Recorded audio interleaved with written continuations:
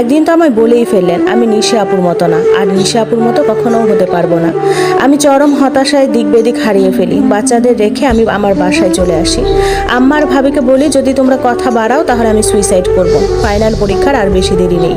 আমি চলে আসার পরের দিন ভাইয়া গিয়ে মেহেদি আর বাবুনিকে নিয়ে আসে। আমি ওদের ভালোবাসি এটা সত্যি, কিন্তু আমি বিরক্ত হয়ে যাই সারাদিন ওদের পিছনে ছুটতে ছুটতে। আমি যেন ওদের থেকে একা থাকতে পারলেই বাঁচি।